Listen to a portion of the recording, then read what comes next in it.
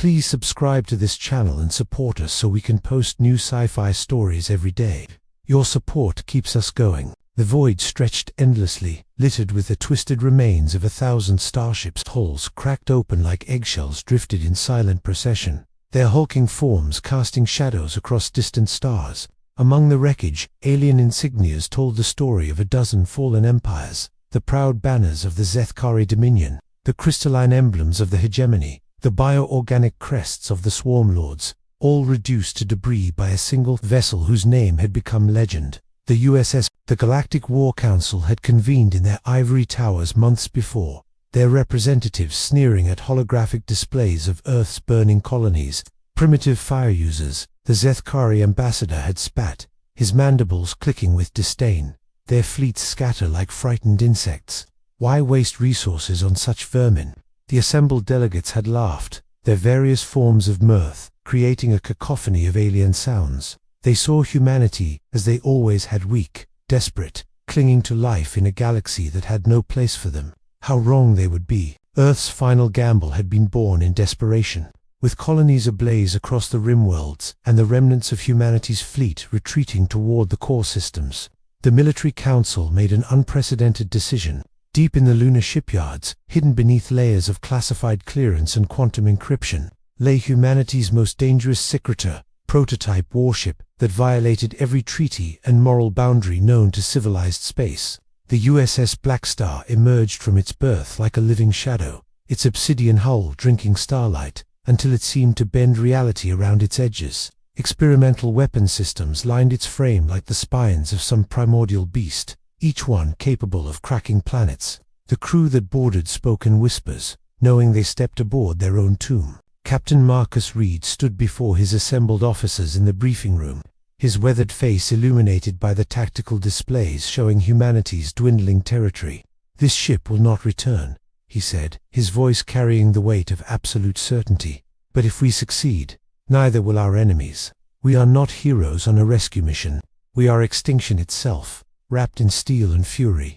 The crew exchanged glances, understanding flooding their faces. They were no longer soldiers, they were something far more dangerous. The first hyperspace jump tore reality apart around them, engines screaming as the Blackstar vanished into the slipstream. When they emerged in Zethkari space, enemy scouts were waiting, their sleek vessels arranged in perfect formation. Admiral Kethfer commanded the intercept fleet personally, broadcasting on all frequencies. "One human ship against the might of the Dominion. Your desperation is almost pitiable." His laughter echoed across the com channels until the Blackstar's experimental rail cannons spoke their answer for shots. For dead ships, their hulls vaporized before the light of their destruction could travel to the others. The first real battle lasted exactly 97 seconds. The Blackstar moved through the enemy formation like a scythe through wheat, its weapons systems operating beyond any known physics. Enemy fire splashed harmlessly against its adaptive armor, while return volleys turned dreadnoughts into expanding clouds of superheated gas. In the aftermath, a single Zethkari survivor transmitted his final message, before his ship's life support failed. "Gods preserve us. It doesn't fight like them, it hunts." News of the massacre reached the Galactic Council within hours, carried by the few escape pods that had jettisoned in time. The council chambers erupted in chaos as reports flooded in. An entire armada, 27 vessels strong, obliterated by a single human ship. "Impossible," the hegemony representative declared, his crystalline form refracting the chamber's lights. "Their technology is centuries behind ours."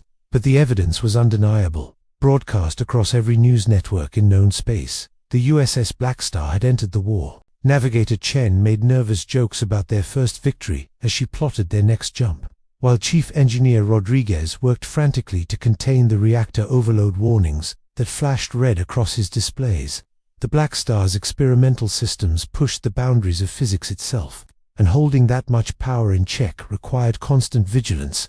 Captain Reid moved between stations, checking on his crew, knowing that their humanity, their ability to laugh in the face of death, was as much a weapon as anything mounted on their hull. What followed became the stuff of nightmares for every alien species that had dared raise arms against Earth. The Blackstar struck like a cosmic force of nature. Fuel depots exploded in chains of nuclear fire. Shipyards crumbled as their support structures were severed with surgical precision. Orbital stations simply vanished in bursts of exotic matter.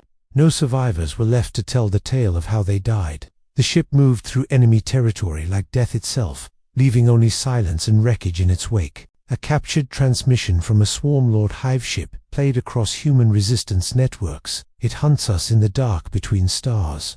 Our greatest warriors flee at the mention of its name. How do you kill that which brings extinction? The fear in the alien's biomechanical voice was unmistakable, spreading panic through species that had never known defeat. In his private quarters, Captain Reid stared at a holographic image of Earth blue and green and achingly beautiful against the starfield. His fingers traced the outline of countenance he would never see again, thinking of the billions of humans who might live because his crew had chosen to die.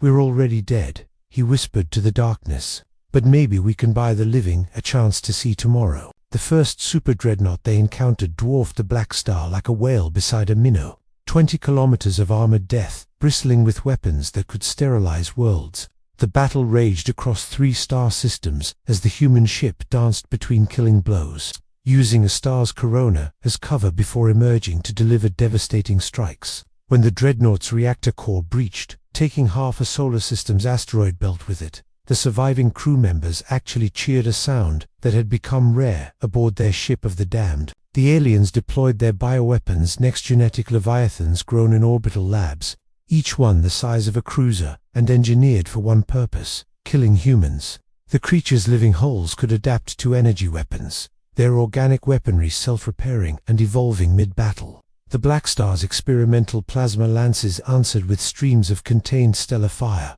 carving through living armor like it was paper. The space around the battle site glowed with alien blood that crystallized in the vacuum, forming a grim monument to humanity's refusal to die quietly. Emperor Zethma the Eternal received the reports in his throne room high above the Dominion capital. His ancient form, trembling with rage, crushed this human pest. He commanded his assembled generals, "No retreat, no mercy. I want its crew brought before me in chains." But his warlords had seen the battle recordings, watched entire fleets vanish in moments. Their hesitation spoke louder than any words of defiance. Word of the Blackstar's rampage spread through human space like wildfire, carried by refugee ships and resistance broadcasts. Hope, that most dangerous of human emotions, began to burn again in hearts that had given up. Colonial militias emerged from hiding, attacking supply convoys with renewed fervor. The mention of a single ship had changed everything. Humanity was no longer just surviving, it was fighting back. The Blackstar bore the scars of its campaign, now hull plates scorched black, power fluctuating as damaged systems struggled to maintain coherence. The crew worked beyond exhaustion, pushing themselves past every limit to keep their ship operational.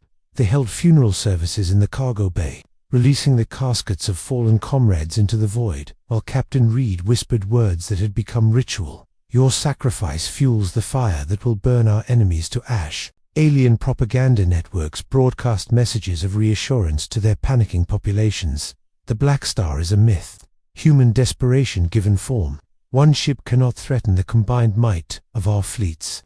The broadcasts would cut immediately to emergency alerts as another shipyard exploded, another fleet vanished, another system fell silent. During their infiltration of the Central Command Network, the ship's AI specialists cracked military encryptions that had stood for millennia. The intelligence they gathered painted a picture of unprecedented panic, supply lines collapsing, admirals refusing orders, entire sectors withdrawing their fleets rather than face the human ship. The psychological impact was greater than any weapon they carried. In the ship's mess hall, heated debates broke out over their mission's morality. "Are we saviors or executioners?" asked Dr. Hayes, her medical oath weighing heavily on her conscience. Captain Reid's response was delivered with the coldness of absolute certainty. "We're survival itself. The galaxy wanted to erase humanity from existence. We're simply returning the favor." When they encountered alien civilian evacuee convoys fleeing the war zones, Captain Reid made a decision that surprised even his own crew. They let them pass unmolested. The mercy shown to non-combatants became another legend, whispered proof that humanity retained its soul even in its darkest hour. It was the difference between them and their enemies, and that difference mattered more than any weapon. The ambush came without warning, 100 enemy ships materializing from hyperspace in perfect attack formation. The Blackstar plunged straight through the center of their formation, weapons blazing from every mounting. The battle lasted 13 minutes, leaving a debris field that stretched across to off space. The human ship emerged from the other side trailing plasma fire, but still operational, still hunting. Crew exhaustion had become a constant companion. Dark circles ringed their eyes, hands trembled from stimulant overuse, but their resolve remained unbroken.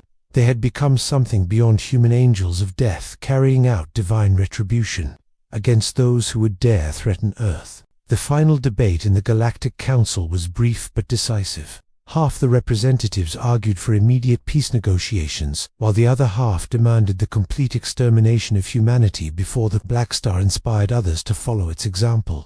The vote was close, but fear won. The day orders went out to destroy every human world before their species could birth another ship like the Blackstar. The alien capital system blazed with defensive fire as the human ship approached. Weapons, platforms, and orbital fortresses creating a wall of death around the Emperor's throne world. The Blackstar's stealth systems, perfected through months of combat, allowed it to phase in and out of reality itself, peering behind command ships, to gut them with point-blank fire before vanishing again like a ghost. Emperor Zethmer watched from his palace as his fleets disintegrated before his eyes. His greatest admirals openly refused to engage the human ship, their morale broken by months of unending defeat.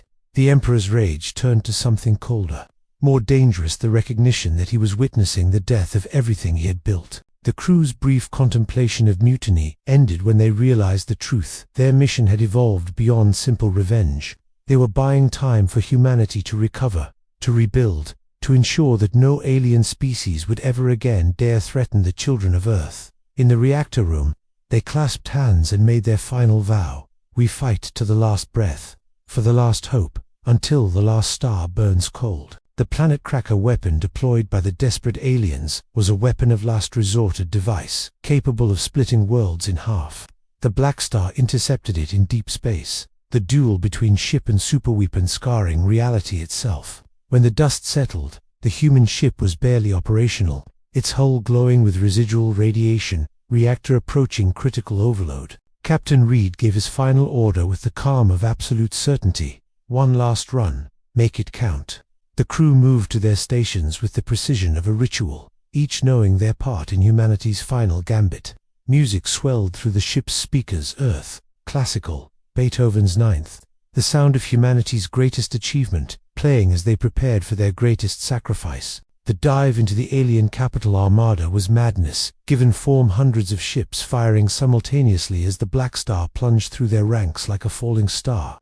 The ship's experimental core ignited beyond all safety parameters, weapon systems drawing power directly from the contained singularity at their heart. Explosions rippled across enemy lines as the human ship carved through them, leaving destruction in its wake like a blade through silk. Emperor Zethmer watched in growing horror as his fleets disintegrated around the human ship. The Blackstar broke into his flagship formation, its weapons silencing the command vessels one by one. In his final moment of clarity, the Emperor understood what his species had awakened, not just a ship, but the very concept of human determination given physical form. The crew's final sacrifice came as the Blackstar's core breached containment, channeling the fury of a dying star into one last devastating attack. Blinding light swallowed the system, silence following the cosmic scream of matter being converted directly into energy. When the glare faded, nothing remained of the alien capital, fleetingly wreckage, drifting in the void, and the Emperor's throne world, burning like a funeral pyre. In the aftermath, survivors across the galaxy whispered the name Blackstar, with the reverence normally reserved for natural disasters. Human colonies received word of their victory through trembling alien diplomatic channels. The heart of the enemy empire had been torn out by a single ship crewed by the damned. On Earth, a child gazed up at the stars and whispered, "Thank you," her words carrying the gratitude of an entire species. The alien empires withdrew from human space within days, their appetite for war thoroughly extinguished. Humanity had earned something far more valuable than victory. They had earned respect through fear, proving that even the smallest flame could burn down the mightiest forest, if it burned hot enough. Years later, veterans would speak in hushed tones of the ship that never returned, but whose shadow darkened the galaxy forever. The USS Blackstar had become more than a vessel. It was the embodiment of humanity's refusal to go quietly into extinction. They had wanted to end humanity's story, but instead, they had awakened something far more dangerous, a species that would never again bow to alien dominion. In the cold depths of space, some swore they could still see it, a faint black silhouette, moving between the stars, hunting in the darkness. Perhaps it was only imagination, or perhaps some legends are too powerful for death to contain. The galaxy would never know for certain, but the message was clear. Humanity had entered the cosmic stage, not as supplicants, but as equals, who had earned their place through sacrifice and fury. If you enjoyed this story, please subscribe to this channel and support us so we can post new videos every day. Your support means the world.